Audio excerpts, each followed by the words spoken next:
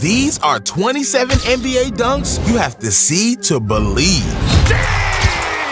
Driving to the rim, two-handed slam! Send it in, Ja! Powerful tomahawk slam jam. And first up, Donovan Mitchell made Yuta Watanabe look like a child. Turn it over, LeVert ahead, Mitchell.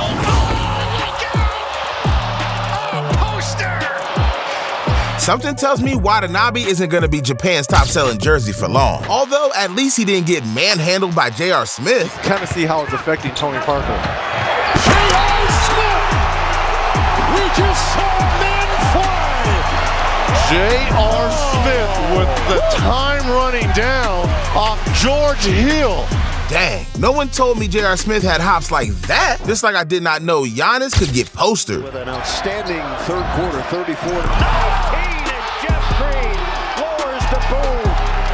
Jeff Green known for his thunderous dunks at the age of 36. I think that surprised Giannis that this guy went up. The dunk was already cold. The reaction was below freezing. But now that you're putting on your winter jacket, I got news for you. The dunks are only gonna get crazier and more absurd from here. From leapfrogging an opponent to making Anthony Davis your poster child to an alley-oop that nearly killed a man. You're gonna wanna get cozy. But first, we are traveling to a place that no longer exists, Ohio. Fortunately, that wasn't the case in 2010. It was Game 4 between two of the league's finest, LeBron James Cavaliers versus Kevin Garnett's Celtics. And with the Celtics leading 2-1, KG was already packing his bags. Big mistake. Little did he know, LeBron James would make him cry for his mama. Switching, here's Pierce again.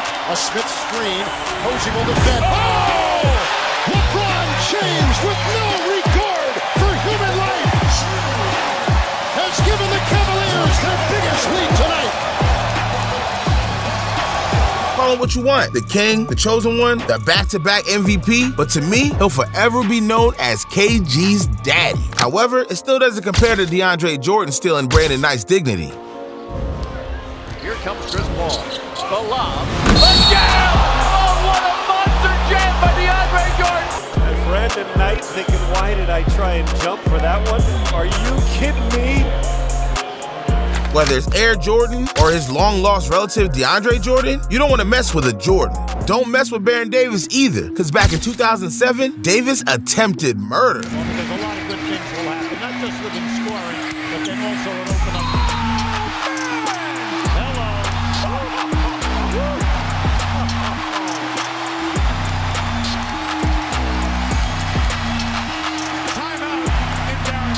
Hey, dude got caught red-handed. Bro better start planning his last meal. Yet somehow, Ja Morant keeps evading the scene. Time and time again, he's catching bodies. And time again, he keeps getting away. I wonder if this dunk is the one that will finally do him in. Tyus Jones has joined Ja Morant in the backcourt. Morant splits the defense. Oh my goodness. I didn't even see him getting to the rim. Sorry, Ja. This has your fingerprints all over it. Luckily, Jalen Smith dropped the charges. Either way, it's still not as violent as number 20. Only this time, it isn't Ja Morant. It's his predecessor, Vince Carter. See, when Ja was just a child, Carter was too busy embarrassing the entire league. This even includes NBA Hall of Famers. Because in 2005, Vince Carter got the opportunity to embarrass Alonzo Mourning. And trust me, he took full advantage. Alonzo Mourning changing a shot. This lead of 8, Miami's largest of the game, but talk about large. How about that slam dunk from Vince Carter? What body control and what power by Carter. Well, again, he goes to the basket as strong as anybody in the league. Sheesh, is it just me or did this feel personal? Actually, there's no need to answer that question. A lot changed over the last 7 years. LeBron James finally won a championship with the Cavs, the Warriors formed an NBA dynasty, and Trevor Ariza switched teams a whole 6 times. But somehow, Alonzo Mourning and Vince Carter still got beef. The same goes for Ja Morant and Jakob Poeltl. It's his 6th. Morant blows by Primo. Attack!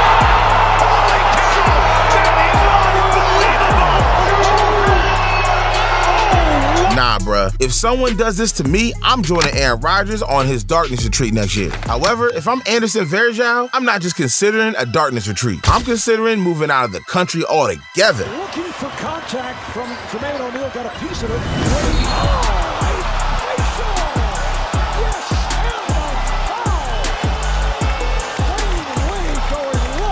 Dwayne Wade right at the body of Aaron If there's someone to watch out for, it's always the quiet ones. Should have known Dwayne Wade was dangerous. But if that's dangerous, it can only mean one thing. Derrick Rose is a menace to society. A year after Wade's monster slam, Pete Rose made even bigger headlines against the Phoenix Suns. Thomas. And Derrick Rose brings down the Thunder with a two-hand jam. Oh, way above the rim. Some moments stand the test of time. The time Derrick Rose turned into a kangaroo might be one of those moments. On the other hand, this dunk may or may not stand the test of time. Either way, it lives rent-free in Dino Gallinari's head. Pass to Stoudemire. Tipped nicely, but Griffin picks it up. Gallinari gets in front of him. Oh! He does it again! Throws it down! Blake Griffin putting on a dunking clinic. This guy's a swirling dervish. 2010 Blake Griffin was a man on a mission, but so was 2012 Blake Griffin. That year, he was squaring up against Paul Gasol's Lakers with LA bragging rights on the line. When just 4 minutes into the game, Griffin won over the entire city in 10 seconds. Boy left wide open. Griffin, oh, wow! Incredible rebound putback. Calls for the screen. Two-man game. Blake Griffin explodes on Gasol.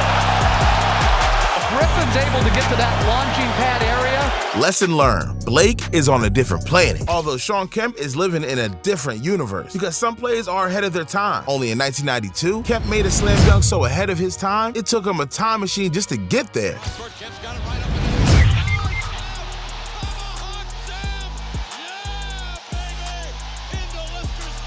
First, he dunks the ball on Alton Lister's head. Then, he points at him too? Why Kemp gotta kick a man while he's down? However, it's better than getting violated by a Hall of Famer than by a player who spends half his games on the bench. Here comes George, got the step and scuffs one move and counts on the foul. He beat LeBron James with that quick step. A sensational move. That was ridiculous. If it wasn't for his tattoos and mohawk, Birdman would have broken into tears right then and there. But instead, he took the advice of famous poet and philosopher Drake. Laugh now, cry later. Unfortunately, Yuta Watanabe doesn't have the same luxury because on the fateful night of February 19th, 2021, the Timberwolves and Raptors were battling in the trenches. Then all of a sudden, a man went down. A little bit of time here. Ooh, they were lucky that wasn't turned over. Anthony Edwards, that time he does finish with the exclamation point. Watanabe got his feelings hurt on this one. I already knew Anthony Edwards' character was sus. Striking 2 Nuggets Arena employees with a chair. But killing a man is an all-time low. That said, as Watanabe was laying there on the hardwood, a miracle took place. Just when everyone thought they lost him, they found out he subscribed to the channel. That's so inspirational. My eyes are getting a little watery. Yet, Watanabe wasn't the only player to have a close call. Cody Zeller, offensive rebound. Bridges! Oh my God! A thunderbolt! This is what we want to see. Look at Miles Bridges. Miles Bridges has a history of abuse, but at least Clint Capella can handle it. Meanwhile, I'm not sure you guys can handle the final 10 dunks. Warning, it's about to get personal. And if we're getting personal, allow me to introduce you to the 2021 playoffs, during which the Hawks and 76ers played their hearts out, or at least everyone except for Ben Simmons. However, Simmons can take a sigh of relief. He didn't get postered in Game 6, his teammate did. Here comes Young. Looking for his first basket of the quarter. Lobs. Oh, Collins with one hand on top of Embiid. Oh, my. And Embiid is shaken up as well after Collins hammered it home on the big guy. Now, it's bad enough Joel Embiid got posted, but what if I told you things were about to get worse, much worse? Because a few days later, the stakes were even higher. A do-or-die Game 7 with a trip to the Eastern Conference Finals on the line. And spoiler alert, the Atlanta Hawks didn't just poster Embiid this time, they sent his ass home. In other words, the Sixers already had enough disappointment for one night, but John Collins didn't care. He put up to the post-game conference wearing this. Oh, yeah. That's the moment on his shirt. John Collins reminding everybody, but trolling with the facial on Embiid. John Collins makes one dunk and thinks he's him. Someone needs to teach this man a lesson. But do you know who else needs to be taught a lesson? Kendrick Perkins. And they blindsided from the right corner for 2 dunks for Durant.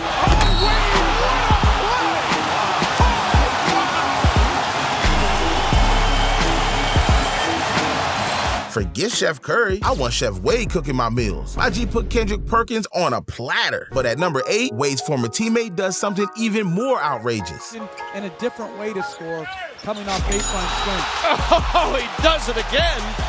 Throws it right up with the rim. James comes flying in from the right corner. Yo, John Lucas III better watch out, or else there might not be a John Lucas IV. However, 1 year later, Tim Hardaway Jr. suffered the exact same fate. Fakes, whips a pass right to the hands of Middleton.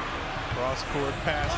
Oh, Antetokounmpo throws it down as Middleton lobbed it up perfectly. And there's your highlight play tonight. Yo, that was vicious. Giannis has no regard for human life. I mean, check out what he said post-game. But I was able to, get up and go get the ball. I did not see the part of it. Bro not only dunks like LeBron, he caps like him too. Although Giannis doesn't want to be like LeBron, he also wants to be like Mike. Because in 2019, the Greek Freak recreated one of MJ's most iconic dunks. Threes to begin the third quarter. It has been incredible. Here he comes again. Goodness.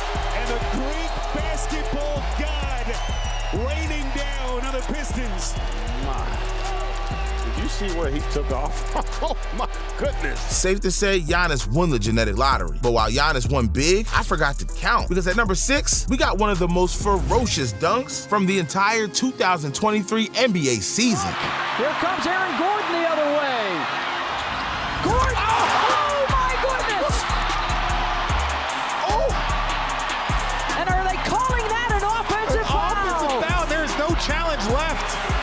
Truth be told, I don't know how to count, but this Aaron Gordon dunk was so impressive, I had no choice. That said, the capping ends here, because at number 5, it's a big dunk in the biggest of moments. 5 years ago, the Raptors were trailing by 1 with under 10 seconds remaining. They only had 2 options left, put up or shut up. But luckily, DeMar DeRozan didn't care. Not even his cousin, defense, could get in his way. 9 seconds. Lowry sets a screen. DeMar driving to the rim.